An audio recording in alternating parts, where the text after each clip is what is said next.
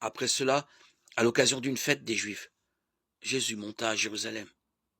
Or, à Jérusalem, près de la porte des brebis, il existe une piscine qu'on appelle en hébreu Bessata. Elle a 5 colonnades, sous lesquelles était couchée une foule de malades, aveugles, boiteux et paralysés. Il y en avait un qui était malade depuis 38 ans. Jésus, le voyant couché là, et apprenant qu'il était dans cet état depuis longtemps, lui dit « Est-ce que tu veux retrouver la santé ?»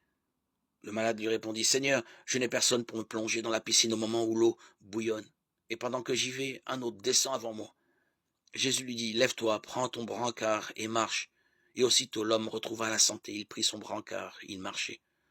Or ce jour-là était un jour de sabbat. Les Juifs dirent à cet homme que Jésus avait guéri « C'est le sabbat, tu n'as pas le droit de porter ton brancard. » Il leur répliqua « Celui qui m'a rendu la santé, c'est lui qui m'a dit « Prends ton brancard et marche. » Ils interrogèrent « Quel est l'homme qui t'a dit « Prends-le et marche ?» » Mais celui qui avait été guéri ne le savait pas. En effet, Jésus s'était éloigné, car il y avait foule à cet endroit. Plus tard, Jésus le retrouva dans le temple et lui dit « Te voilà en bonne santé, ne pêche plus. Il pourrait t'arriver pire encore. » L'homme partit annoncer aux Juifs que c'était Jésus qui lui avait rendu la santé.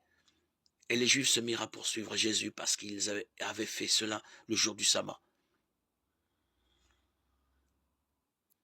Jean 5, 1, 16. Ils en arrivèrent à se quereller, lequel d'entre eux, à leur avis, était le plus grand. Mais il leur dit, les rois des nations païennes leur commandent en maître, et ceux qui exercent le pouvoir sur elles se font appeler bienfaiteurs. Pour vous, rien de tel. Au contraire, le plus grand d'entre vous doit prendre la place du plus jeune, et celui qui commande la place de celui qui sert.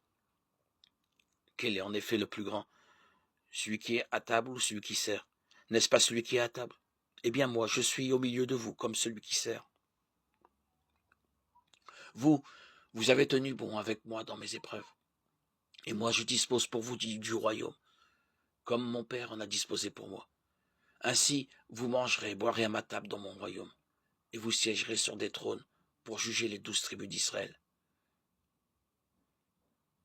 Simon, Satan vous a réclamé pour vous passer au crible comme le froment. Mais j'ai prié pour toi, afin que ta foi ne sombre pas.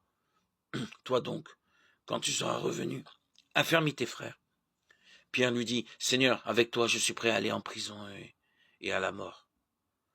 Jésus reprit, je te le déclare, Pierre, le coq ne chantera pas aujourd'hui avant que par 3 fois tu aies affirmé que tu ne connais pas mon nom. Puis il leur dit, quand je vous ai envoyé sans argent, ni sac, ni sandales, avez-vous manqué de quelque chose? Ils lui répondirent, mais non. Jésus leur dit, eh bien, maintenant, celui qui a de l'argent, qu'il en prenne, de même, celui qui a un sac. Et celui qui n'a pas d'épée, qu'il vende son manteau pour en acheter une. Car je vous le déclare, il faut que s'accomplisse en moi ce texte de l'Écriture. Il a été compté avec les pécheurs. De fait, ce qui me concerne va se réaliser. Ils lui dirent, Seigneur, voici 2 épées. Il leur répondit, cela suffit. Luc 22, 24, 38.